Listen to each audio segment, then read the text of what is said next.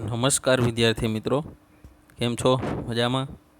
ધોરણ 9 social science chapter 13 ભારતનું સ્થાન, ભૂસ્તરીય રચના અને ભૂપૃષ્ઠ ભાગ 1. હું માકડિયા સંદીપ સર આપ સર્વનું હાર્દિક સ્વાગત કરું છું. આપણે પાઠ 13ની અંદર હવે જે જોવા જઈ રહ્યા છીએ તે ભૂગોળ, એટલે કે આપણે ત્યાં 3 ભાગ છે: ઇતિહાસ, રાજનીતિશાસ્ત્ર અને ભૂગોળ, એટલે આપણે ઇંગ્લિશમાં એને જિયોગ્રાફી. તો આ પાઠ છે તે જિયોગ્રાફીનો છે, તો આપણે એને જોઈશું. તો ચાલો વિદ્યાર્થી મિત્રો, આપણે પાઠ 13મો ભારતનું સ્થાન, ભૂસ્તરીય રચના અને ભૂપૃષ્ઠ ભાગ 1. તો આ પાઠની અંદર આપણે દુનિયાના નકશામાં ભારતનું સ્થાન કેટલા અક્ષાંશ અને કેટલા રેખાંશ વચ્ચે આવેલું છે, ત્યારબાદ આપણે ભૂસ્તરીય રચના, પૃથ્વીની જ્યારે રચના થઈ કરોડો વર્ષ પહેલાં ઉત્પત્તિ થઈ ત્યારે કેવી રચના હતી અને આજે પણ પૃથ્વી ઉપર કેવી રચના છે તેના વિશે આપણે માહિતી મેળવીએ. ત્યારબાદ અગત્યનું હોય તો તે ભૂપૃષ્ઠ વિશે આપણે ચર્ચા કરીએ તો ખાસ કરીને આપણા દુનિયાના નકશામાં એશિયા ખંડની અંદર આપણે ભારતની વાત કરીએ તો ભારતની અંદર ક્યાં જમીન વિસ્તાર આવેલો છે, ક્યાં ઉચ્ચ પ્રદેશ આવેલા છે, ક્યાં મેદાનો આવેલા છે, કઈ બાજુ આપણે સમુદ્ર આવેલો છે, કઈ બાજુ રણ વિસ્તાર આવેલો છે, કઈ બાજુ જંગલ વિસ્તાર આવેલો છે, આ બધી જ માહિતી આપણે ભૂપૃષ્ઠની અંદર મેળવશું. આ બધા જ પોઈન્ટની અંદર ભૂપૃષ્ઠનો પોઈન્ટ છે તે ખૂબ અગત્યનું છે, તો તેના વિશે આપણે હવે માહિતી મેળવીશું. તો વાત કરીએ તો આ બધી ભૂગોળની જ્યારે વાત કરતા હોય ત્યારે આપણે નકશાઓનું ખૂબ જ મહત્ત્વ હોય છે. આમાં એક નકશો આપેલો છે, તેમાં લગભગ બધા જ ખંડો આપેલા છે. આ ઉત્તર અમેરિકા ખંડ છે, દક્ષિણ અમેરિકા ખંડ છે, આફ્રિકા ખંડ છે, આ યુરોપ ખંડ છે યલો કલર દેખાતે, આ સૌથી મોટો આપણો એશિયા ખંડ છે, અને ત્યાં નીચે ઓસ્ટ્રેલિયા ખંડ છે. ત્યારબાદ આપણે વાત કરીએ તો અહીંયા તમને જે દેખાય છે તે એન્ટાર્કટિકા, કે જે દક્ષિણ ધ્રુવ ઉપર સ્થિત છે, આખો બરફથી ઢંકાયેલો છે. એટલે શરૂઆતના વર્ષોમાં પૃથ્વી ઉપર 7 પ્લેટો હતી. આ 7 પ્લેટો ધીમે ધીમે 7 ખંડોમાં રૂપાંતરિત થઈ ગઈ છે. એમાં પણ ખાસ કરીને આપણે ભારત વિશે વાત કરવાની છે. જે આપણો દેશ છે, જે વ્હાઇટ કલર તમને દેખાય છે અહીંયા એશિયા ખંડની દક્ષિણે, તો ત્યાં આપણો ભારત આવેલો છે. અક્ષાંશ અને રેખાંશ વિશે તમે ધોરણ 8માં અભ્યાસ કર્યો હશે. આ નકશામાં તમને જ્યાં ઊભા કાલ્પનિક રેખાઓ દેખાય છે, ઊભી રેખાઓ, તે રેખાંશ કહેવાય. તેમની સંખ્યા 360 છે. જ્યારે તમને આ નકશાની અંદર આડી જે રેખાઓ દેખાય છે તે અક્ષાંશ છે, તેની સંખ્યા 181. આ તમારે યાદ રાખવું જોઈએ અને તમે લગભગ આગળ ભણી ગયા છો.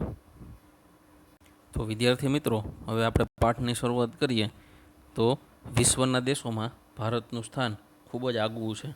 એટલે દુનિયાના દેશોમાં ભારતની ગણતરી અગ્રગણ્ય દેશોની અંદર કરવામાં આવે છે. ભારત એક વિશાળ દેશ છે, આપણી વિશાળતા ખૂબ વધારે છે. ત્યારબાદ ભારતની સંસ્કૃતિ અતિ પ્રાચીનતમ સંસ્કૃતિ છે. એ નોટ ડાઉન કરજો વિદ્યાર્થીઓ. દુનિયાની જે પ્રાચીન સંસ્કૃતિઓ થઈ ગઈ તેમાંથી એક આપણી ભારતની હડપ્પીય સંસ્કૃતિ, એનો પણ એમાં સમાવેશ થાય છે. આપણે જુદી જુદી સંસ્કૃતિઓ વિશે માહિતી મેળવીએ તો ઇજિપ્તની સંસ્કૃતિ તે દુનિયાની પ્રાચીનતમ સંસ્કૃતિઓમાં એનો સમાવેશ થઈ શકે. ત્યારબાદ આપણી સિંધુ ખીણની સંસ્કૃતિ, એટલે કે આપણી હડપ્પીય સંસ્કૃતિ, જેને આપણે ભારતીય સંસ્કૃતિ તરીકે પણ ઓળખીએ છીએ. ત્યારબાદ ચીનની સંસ્કૃતિ, ત્યારબાદ ઈરાનની સંસ્કૃતિ, ત્યારબાદ મેસોપોટેમિયા એટલે કે ઈરાકની સંસ્કૃતિ, આ બધી જ અલગ અલગ. ત્યારબાદ ગ્રીસની સંસ્કૃતિ, કે જ્યાંથી સિકંદર ભારત ઉપર ચડાઈ કરવા આવ્યો હતો. આ બધી દુનિયાની અગત્યની જૂનામાં જૂની સંસ્કૃતિઓ છે કે જેમાંથી આપણે કંઈક બોધપાઠ શીખી શકીએ. અને આપણી સંસ્કૃતિમાંથી પણ દુનિયાના અલગ અલગ દેશો છે તે બોધપાઠ લેતા હોય છે. સંસ્કૃતિની અંદર માનવજાતની રહેણી કહેણી, એમના વિચારો, એમની કામ કરવાની પદ્ધતિ, આ બધી જ બાબતોનો એમાં સમાવેશ થતો હોય છે. ત્યારબાદ આગળ વાત કરીએ તો ભારત દુનિયાનો લોકશાહી દેશ, ડેમોક્રેસી ઇંગ્લિશમાં આપણે કહી શકીએ. અમેરિકા છે એ દુનિયાની સૌથી જૂની ડેમોક્રેસી છે, જ્યારે ભારત છે એ દુનિયાની સૌથી મોટી ડેમોક્રેસી, એટલે સૌથી મોટી લોકશાહી છે. ત્યારબાદ ભારત અને ભારતીય સંસ્કૃતિ સમન્વયકારી ભાવનાઓને કોઈ પણ ધર્મ, જાતિ કે પ્રજાને તરછોડી નથી. આપણી સંસ્કૃતિ સમન્વયકારી સંસ્કૃતિ તરીકે પણ ઓળખાય છે. દુનિયામાંથી અલગ અલગ પ્રજાતિ, જાતિ, ધર્મના લોકો ભારતમાં આવ્યા, એને આપણે કોઈ દી તરછોડ્યા નથી. આપણા સમજીને એને આપણે ગળે લગાવ્યા છે. અને આપણા તે નજીકના ભારતનો એક મંત્ર રહ્યો છે, અતિથિ દેવો ભવઃ. એટલે આપણે મનના દ્વાર હંમેશા ખુલ્લા રાખ્યા છે અને તમામ લોકોને આપણે ભારતમાં આવકાર્યા છે. આમ સર્વધર્મ સંભાવ, બધા ધર્મો પ્રત્યે આપણો આદરભાવ, દરેક જાતિ પ્રત્યે આપણો સંભાવ એ આપણી આગવી લાક્ષણિકતા છે. એટલા માટે જ લોકો ખુલ્લા મનથી ભારતમાં આવ્યા અને પોતાનું યોગદાન આપ્યું હતું. ત્યારબાદ આપણે આગળ વાત કરીએ તો ભારતમાં જ્યારે આગળ વાત કરતા હોય ત્યારે અલગ અલગ સંસ્કૃતિઓનો સમન્વય થયો છે. ત્યારે દુનિયામાંથી જે લોકો ભારતમાં આવ્યા તે પોતાની સાથે કંઈક પોતાની આગવી આવડત, પોતાના રીત રિવાજો, પોતાની કામ કરવાની પદ્ધતિ, પોતાની સંસ્કૃતિ લઈને આવ્યા, જેનાથી આપણી સંસ્કૃતિમાં પણ ઘણો બધો ફેરફાર થયો. કુદરતી અને માનવસર્જિત એવી ઘણી બધી આપત્તિઓ ભારતમાં આવી. તો આપત્તિ છે એક બહુ મોટી સમસ્યાઓ તરીકે પણ ઓળખી શકાય. આપણે છેલ્લો પાઠ આવશે ધોરણ 9માં, આપત્તિ વ્યવસ્થાપન, ઇંગ્લિશમાં એને ડિઝાસ્ટર મેનેજમેન્ટ તરીકે ઓળખીએ છીએ. ડિઝાસ્ટર એટલે ખૂબ મોટી આપત્તિઓ. આપત્તિઓના પણ બે પ્રકાર હોય છે, એક કુદરતી આપત્તિ અને એક માનવસર્જિત આપત્તિ. કુદરત દ્વારા આપણે જે સમયે સમયે જે સમસ્યાઓ આવતી હોય છે તેને આપણે જેમ કે પૂર, વાવાઝોડું, ભૂકંપ, આ બધી કુદરતી હોનારતો પણ ઓળખાય છે. હોનારતને આપણે આપત્તિ તરીકે પણ ઓળખીએ છીએ. હાલમાં આપણે એક જબરજસ્ત આપત્તિનો સામનો કરી રહ્યા છીએ, જેને આપણે કોરોના વાયરસ તરીકે પણ ઓળખીએ છીએ. આમ અમુક આપત્તિઓ માનવસર્જિત હોય છે, અમુક છે તે કુદરતી હોય છે. તો આવી આપત્તિઓ ઘણી બધી ભારતમાં આવી, છતાં પણ આપણો પ્રગતિ અને આપણો વિકાસ અવિરતપણે આપણે ચાલુ રાખ્યા છે. ઘણી બધી સમસ્યાનો સામનો કર્યો છે, છતાં પણ આપણે હજી પણ આગળ વધી રહ્યા છીએ. આ ઉપરાંત ભારતીય સંસ્કૃતિના ઘડતરમાં અને વિકાસમાં ભૌગોલિક પરિસ્થિતિએ પણ મહત્ત્વનો ફાળો આપ્યો છે. કોઈપણ દેશનો વિકાસ એની ભૌગોલિક પરિસ્થિતિ ઉપર આધાર રાખતો હોય છે. કે દુનિયામાં ભૌગોલિક પરિસ્થિતિ એટલે દુનિયામાં એમનું સ્થાન કઈ બાજુ છે, કયા અક્ષાંશ કયા રેખાંશ ઉપર આવેલું છે, કયા ખંડમાં આવેલું છે, ત્યારબાદ કઈ દિશામાં આવેલું છે, ત્યાંનું હવામાન કેવું છે, તેની આબોહવા કેવી છે. આ બધી જ બાબતો છે એ ભૌગોલિક પરિસ્થિતિ ઉપર આધાર રાખતી હોય છે. ત્યાંના જળ, જમીન, જંગલોનો પણ ખૂબ મહત્ત્વનો ફાળો એની અંદર હોય છે. આપણે આગળ વાત કરીએ તો ભારતનું સ્થાન, કદ અને વિસ્તાર. દુનિયાના નકશામાં ભારતનું સ્થાન, તેમનું કદ અને વિસ્તાર કઈ બાજુ આવેલું છે તેના વિશે આપણે માહિતી મેળવીએ. તો ભૌગોલિક દ્રષ્ટિએ ભારત ઉત્તર ગોળાર્ધમાં આવેલો છે. જો વિદ્યાર્થી મિત્રો આપણે વાત કરીએ તો પૃથ્વીના બે ગોળાર્ધ છે, ઉત્તર અને દક્ષિણ. આપણે આ નકશામાં જોઈએ તો તમને ખ્યાલ આવે કે આપણે ઉત્તર ગોળાર્ધમાં આવેલા છીએ. તે અક્ષાંશ ઉપરથી નક્કી થશે. આ જે વચ્ચે જે અક્ષાંશ દેખાય છે 0° વિષુવવૃત્ત, ત્યાંથી જે ઉત્તરનો ભાગ છે તે ઉત્તર ગોળાર્ધ અને દક્ષિણનો ભાગ છે તે દક્ષિણ ગોળાર્ધ તરીકે ઓળખવામાં આવે છે. તો આપણે નકશામાં જોઈ શકીએ કે વિષુવવૃત્તથી આપણે ઉત્તર દિશામાં છીએ, ઉપર છીએ. તો આપણે દુનિયાના નકશામાં આપણું સ્થાન છે તે ઉત્તર ગોળાર્ધમાં આવેલું છે. આપણો ભારત દેશ એશિયા ખંડના દક્ષિણ ભાગમાં વિસ્તરેલો છે. નકશામાં આપણે જોઈએ તો આ એશિયા ખંડ છે, જે ગ્રીન કલર તમને દેખાય છે, અને આ જે ભાગ છે એ એશિયા ખંડનો આ દક્ષિણ ભાગ તરીકે ઓળખવામાં આવે છે. તો આપણો દેશ એશિયા ખંડમાં દક્ષિણે આવેલો છે. આગળ વાત કરીએ તો ભારતના મુખ્ય ભૂમિખંડોનો વ્યાપ છે તે 8°04' 37°06' ઉત્તર અક્ષાંશ વૃત્તમાં આવેલો છે. અને ત્યારબાદ આગળ વાત કરીએ 68°07' થી 97°25' પૂર્વ રેખાંશમાં આવેલો છે. આપણે તેને નકશામાં જોઈએ તો આપણે ખ્યાલ આવે અક્ષાંશ અને રેખાંશ. આ ભારતનો જે નકશો દેખાય છે તેમાં જે ઊભા તમને જે રેખાઓ દેખાય છે એ રેખાંશ કહેવાય, અને જે તમને આડી રેખાઓ દેખાય છે તે અક્ષાંશ કહેવાય. તો આ રેખાંશ તમે જુઓ તો અહીંયા 68 છે, ત્યાંથી લઈ અને 97.25 આ ઊભા રેખાંશ અને આડા છે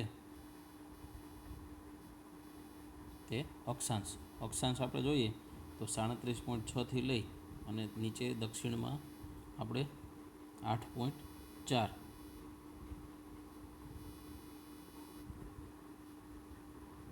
આ વિસ્તારમાં આપણો દેશ ફેલાયેલો છે. આગળ આપણે વાત કરીએ તો ભારત છે તે એના મધ્યમાંથી કર્કવૃત્ત પસાર થાય છે, જે 23.30 એટલે કે 23.5 ઉત્તર અક્ષાંશ વૃત્ત ઉપર આવેલું છે, જે દેશને બે ભાગમાં વિભાજિત કરે છે. તો આપણે જોઈએ ભારતના નકશામાં તો એના મધ્યમાંથી જે તમને આ દેખાય છે આ કર્કવૃત્ત છે, તે ભારતની એકદમ મધ્યમાંથી પસાર થાય છે, જે 23 અને 30 અક્ષાંશ ઉપર આવેલું છે. અને આપણા ગુજરાતમાંથી પણ તે ત્યાંથી પસાર થાય છે. અહીંથી ભારતના બે ભાગ પડે છે, ઉત્તર ભારત અને આ દક્ષિણ ભારત. ત્યારબાદ આપણે વાત કરીએ આગળ તો ભારતમાં હિમાલયની પર્વત શ્રેણીઓ અને ઉત્તરના વિશાળ મેદાનો આવેલા છે. ત્યારબાદ આગળ વધીએ તો કર્કવૃત્તની દક્ષિણે એક ત્રિકોણ ક્ષેત્ર આવેલું છે, જે ત્રિકોણ આકાર ધરાવે છે. જે દક્ષિણ તરફ આપણે જઈએ તો આપણો ભૂભાગ છે તે સાંકડો થતો જાય. આપણે નકશામાં જોઈએ તો જે આ દક્ષિણ ભાગ છે તે ડેલ્ટા ઊંધા ત્રિકોણ તરીકે ઓળખવામાં આવે છે, અને તેને દ્વીપકલ્પ પણ કહેવાય છે, કારણ કે ત્રણેય બાજુએ સમુદ્ર આવેલો છે અને આ એક જ બાજુ જમીન આવેલી છે, એટલે આપણે એને દ્વીપકલ્પ તરીકે પણ ઓળખીએ છીએ.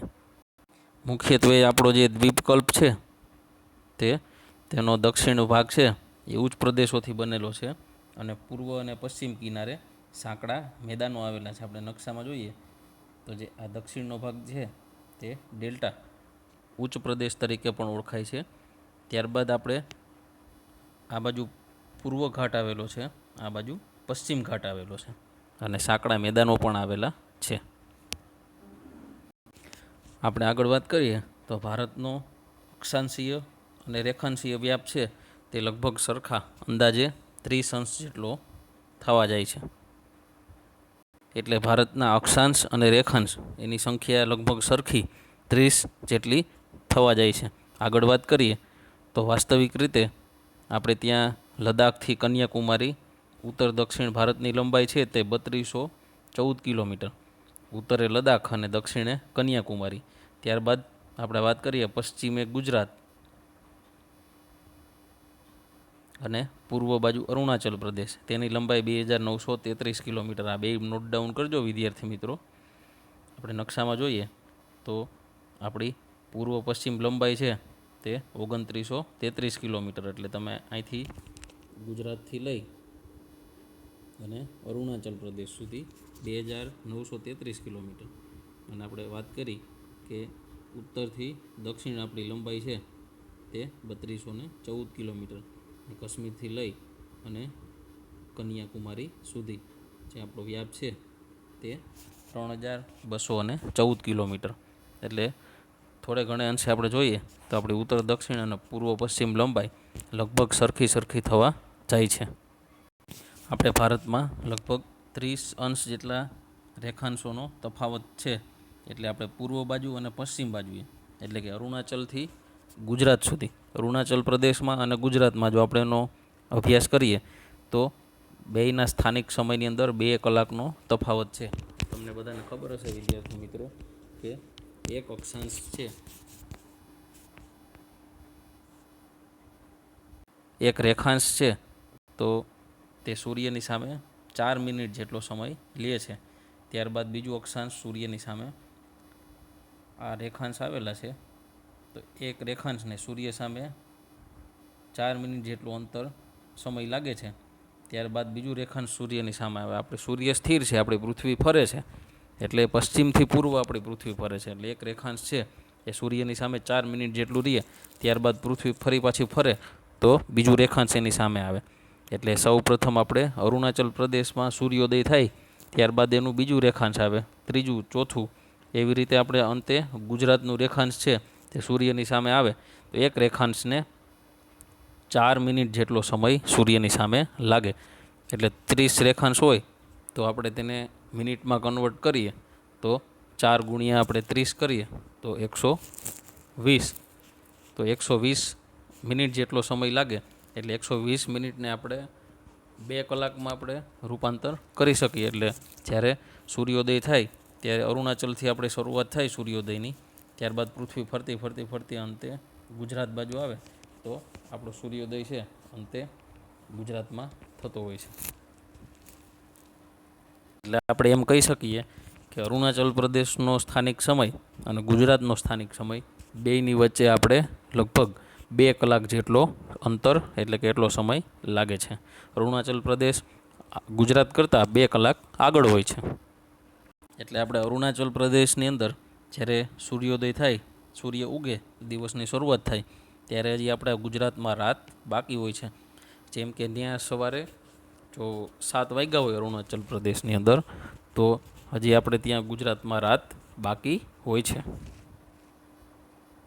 એટલે આપણું ગુજરાત એનાથી 2 કલાક છે તે પાછળ હોય છે. એટલે ગુજરાતમાં જો ત્યાં 7 વાગ્યા હોય અરુણાચલ પ્રદેશમાં તો આપણે ત્યાં ગુજરાતમાં 5 વાગ્યા હોય. એટલે આપણે હજી રાત બાકી હોય છે. આ સમસ્યાને નિવારવા માટે આપણે એક પ્રમાણ સમય રેખાની રચના કરેલી છે જે 82.30 પૂર્વ રેખાંશ ઉપર આવેલી છે. એટલે આપણે નકશામાં જોઈએ તો આ જે 82.30 જે તમને દેખાય છે જે ભારતની મધ્યમાંથી પસાર થાય છે તો આપણી પ્રમાણ સમય રેખા નક્કી કરેલી છે. કારણ કે આ બાજુ અને આ બાજુ 2 કલાકનું અંતર રહીએ તો ભારતનો સમય છે એ ખોરવાઈ જાય. એટલે આપણે જ્યાં વચ્ચે 82.30 એકદમ ભારતની મધ્યમાંથી જે રેખાંશ નીકળે છે ત્યાં બપોરે 12 વાગે એટલે ગુજરાતમાં પણ બપોરના 12 વાગે અને અરુણાચલમાં પણ બપોરના 12 વાગે. કારણ કે આ જે મધ્યમાં પડે છે ભારતની જે રેખાંશ ત્યાંથી પૂર્વ બાજુ અને પશ્ચિમ બાજુ 1-1 કલાકનો ફેર હોય છે. એટલે આપણી સરકારે નક્કી કર્યું કે આ સમયની સમસ્યા નિવારવા માટે એક પ્રમાણ સમય રેખા નક્કી થાય. એટલે જે આપણા અલ્હાબાદ શહેરમાંથી નીકળે છે ઉત્તર પ્રદેશમાંથી, એટલે આપણે આ સમસ્યાનું નિવારણ થઈ શકે.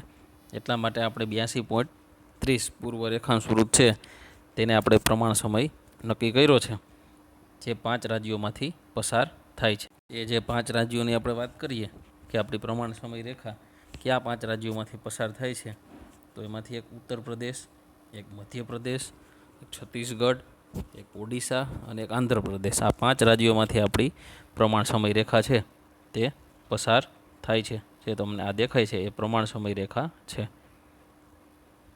વિદ્યાર્થી મિત્રો, તમે આ નકશાનો અભ્યાસ કરજો. તો આપણે અહીંયા અભ્યાસ કરીએ તો અહીંયા અરબ સાગર આવેલો છે ભારતની પશ્ચિમે, ત્યાં બંગાળાની ખાડી આવેલી છે પૂર્વ બાજુએ. આપણે આગળ વાત કરીએ તો અહીંયા દક્ષિણે હિન્દ મહાસાગર આવેલો છે, અંદમાન નિકોબાર ટાપુઓ આવેલા છે, લક્ષદ્વીપ ટાપુઓ આવેલા છે આ બાજુ. ત્યારબાદ આપણે વાત કરીએ તો ઉત્તરમાં હિમાલય આવેલો છે. ત્યારબાદ આપણે વાત કરીએ તો ભારતના પાડોશી દેશો આ બાજુ અહીંયા પાકિસ્તાન આવેલું છે, અફઘાનિસ્તાન આવેલું છે, બાંગ્લાદેશ આવેલું છે, નેપાળ આવેલું છે, ભૂટાન આવેલું છે, ચીન આવેલું છે. દક્ષિણે આપણે વાત કરીએ તો શ્રીલંકા આવેલું છે, આ બાજુ મ્યાનમાર આવેલું છે.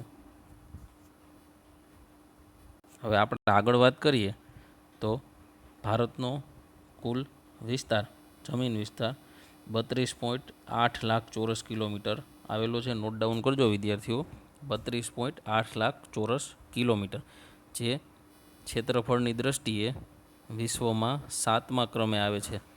એટલે કે ભારતથી 6 દેશો વિસ્તારમાં મોટા છે. એમાં આપણે વાત કરીએ તો સૌથી મોટો રશિયા, ત્યારબાદ કેનેડા, ત્યારબાદ USA એટલે કે અમેરિકા, ત્યારબાદ ચાઇના એટલે કે ચીન, બ્રાઝિલ અને ઓસ્ટ્રેલિયા. આ 6 દેશો આપણાથી વિસ્તારની દ્રષ્ટિએ મોટા છે. આપણે તેને ટકાવારીમાં કન્વર્ટ કરીએ તો જે દુનિયાનો 2.42% જમીન વિસ્તાર ભારત ધરાવે છે. આગળ વાત કરીએ તો ભારતનો ભૂમિભાગ છે તે એશિયા ખંડની દક્ષિણ તરફ આવેલો છે. ત્યાં ઊંચી ભારતની અંદર પર્વત શ્રેણીઓ આવેલી છે જે સેંકડો કિલોમીટરની લંબાઈ ધરાવે છે. ત્યારબાદ પશ્ચિમથી પૂર્વ પથરાયેલી છે. તેના કારણે તિબેટ અને ચીન મારફતે આપણે જે અવર જવર કરી શકીએ તે ઘાટ મારફતે કરી શકીએ. ઘાટ એટલે ઉબડ-ખાબડ રસ્તાઓ કે જે પર્વતીય રસ્તાઓ તરીકે પણ ઓળખાય છે. ત્યારબાદ આપણે વાત કરીએ તો દક્ષિણ ભારતમાં પૂર્વમાં બંગાળની ખાડી આવેલી છે, પશ્ચિમમાં અરબ સાગર આવેલો છે અને દક્ષિણે હિન્દ મહાસાગર આવેલો છે. અને આપણે જે ભારતને દરિયા કિનારો મળેલો છે જે જળમાર્ગ તરીકે ઓળખાય છે તે ખૂબ જ અગત્યનો આપણા માટે સાબિત થાય, કારણ કે વ્યાપારી દ્રષ્ટિએ દરિયાઈ માર્ગનું ખૂબ મહત્ત્વ વધારે હોય છે. આપણા જમીન માર્ગોની આપણે વાત કરીએ તો પર્વતીય માર્ગોથી ઘેરાયેલા હોવા છતાં આપણે બહારથી આવેલા સાંસ્કૃતિક તત્વોને, વિદેશી પ્રજાઓને સ્વીકાર્યા છે અને ભારતીય સમાજમાં એ લોકો ભળી પણ ગયા છે. આપણે નકશામાં ભારતનો આ નકશો જોઈ શકીએ જે બ્લુ કલરમાં આપેલો છે. એમાં આપણા જળમાર્ગ પણ અને જમીન માર્ગ પણ બતાવેલા છે. હવે આપણે પશ્ચિમ અને પૂર્વ ગોળાર્ધની વાત કરીએ તો ભારતનું સ્થાન પૂર્વ ગોળાર્ધમાં આવેલું છે અને વ્યૂહાત્મક દ્રષ્ટિએ ખૂબ મહત્ત્વનું પણ સાબિત થાય છે. પ્રાચીન કાળમાં આપણે પરસ્પર સંબંધો વિકસાવવા માટે સમુદ્રનું ખૂબ મોટું યોગદાન હતું, કારણ કે પ્રાચીન સમયમાં જળમાર્ગે પણ ખૂબ સારો વ્યાપાર થતો. ત્યારે આપણો હિન્દ મહાસાગરની અંદર ભારતનું સ્થાન છે એ શીર્ષ આવેલું છે, એટલે કે હિન્દ મહાસાગરની આપણે ઉત્તરે ભારત આવેલો છે. ત્યારબાદ પૂર્વ આફ્રિકા, પશ્ચિમ એશિયા, દક્ષિણ એશિયા, દક્ષિણ પૂર્વ એશિયા સાથે આપણો સમુદ્ર માર્ગે ઘણા બધા પ્રાચીન સમયથી આપણો વ્યાપાર થતો રહ્યો છે. પરિણામે આ બધા દેશો સાથે આપણા ઘનિષ્ઠ સાંસ્કૃતિક અને વ્યાપારી સંબંધો બંધાયેલા છે. વર્ષોથી આપણા ખલાસીઓ, આપણા વેપારીઓ પૂર્વના દેશો અને પશ્ચિમના દેશો સાથે વ્યાપાર કરે છે જળ માર્ગે. તો આપણા સંબંધો છે તે વર્ષોથી એમની સાથે ઘનિષ્ઠ બન્યા છે. ત્યારબાદ આગળ વાત કરીએ તો હિન્દ મહાસાગરમાં કોઈ પણ દેશને તટીય સીમા નથી, એટલી આપને તટીય સીમા એટલે કે દરિયાઈ સીમા આપને મળેલી છે. ઇંગ્લિશમાં એને કોસ્ટલ એરિયા પણ કહેવામાં આવે છે.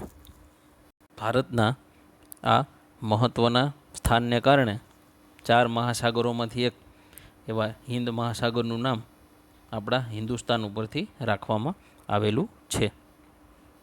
આંતરરાષ્ટ્રીય જળમાર્ગો જ્યાંથી પસાર થાય છે હિન્દ મહાસાગરમાંથી, ત્યાંથી પણ આપણું સ્થાન ખૂબ મહત્ત્વનું છે. ઈસવીસન 1869માં સુએજ નહેર શરૂ કરવામાં આવી. ભારત અને યુરોપ વચ્ચે આશરે 7,000 કિલોમીટરનું અંતર છે તે આ નહેરના કારણે ઘટી ગયું. તમે આ નકશામાં જોઈ શકો, અહીંયા સુએજ નહેર આવેલી છે. ભારતથી તમે યુરોપ જવા માટે આ નહેરનો ઉપયોગ કરી શકો છો. જો સુએજ નહેરનું નિર્માણ ન થયું હોય તો આપણે આખો આફ્રિકા ખંડને તમારે ફરી અને પછી યુરોપ જવું પડે. આ તમે સુએજ નહેરથી ડાયરેક્ટ તમે સીધા યુરોપ જઈ શકો. એટલે 7,000 કિલોમીટરનું અંતર છે તે આ નહેરના કારણે આપણે બચી જાય છે. ત્યારબાદ આપણે વાત કરીએ તો દક્ષિણ પૂર્વ એશિયા, ઓસ્ટ્રેલિયા, આફ્રિકા અને યુરોપને સાંકળતા જળમાર્ગો હિન્દ મહાસાગરમાંથી જ નીકળે છે. એટલે આપણું સ્થાન છે હિન્દ મહાસાગરમાં તે ખૂબ અગત્યનું છે. ત્યારબાદ ઇન્ડોનેશિયાની મલાકા સમુદ્ર ધુની થઈ અને પેસેફિક મહાસાગર પસાર કરી કેનેડા અને USA તમે પહોંચી શકો. એટલા માટે પણ હિન્દ મહાસાગરનું સ્થાન ખૂબ અગત્યનું છે. ભારતનો સંપર્ક વિશ્વના અનેક દેશો સાથે સદીઓથી રહ્યો છે. વિચારોનું આદાન પ્રદાન પ્રાચીન કાળથી થઈ રહ્યું છે. એટલે કે આપણે આપણા સારા સારા વિચારો છે તે દુનિયાના દેશો સાથે આદાન પ્રદાન કરી શકીએ. આ જ રીતે આપણા ઉપનિષદો, આપણા વેદો, આપણા વિચારો, રામાયણ, મહાભારત, પંચતંત્રની વાર્તાઓ, આપણી અમૂલ્ય ચિકિત્સા પદ્ધતિ, આયુર્વેદ પદ્ધતિ, ભારતીય અંક અને દશાંશ પદ્ધતિ કે જેની શોધ ગણિત શાસ્ત્રની ભારતમાં થઈ હતી, આ બધા જ ના કારણે વિશ્વના દેશો સુધી આપણે પહોંચી શક્યા છીએ. તો ચાલો વિદ્યાર્થી મિત્રો, હવે પછીનો જે પોઈન્ટ આવશે ભારતના પાડોશી દેશો, તે હવે આપણે આવતા નેક્સ્ટ ચેપ્ટરમાં આપણે નેક્સ્ટ તાસની અંદર લેશું. ધન્યવાદ.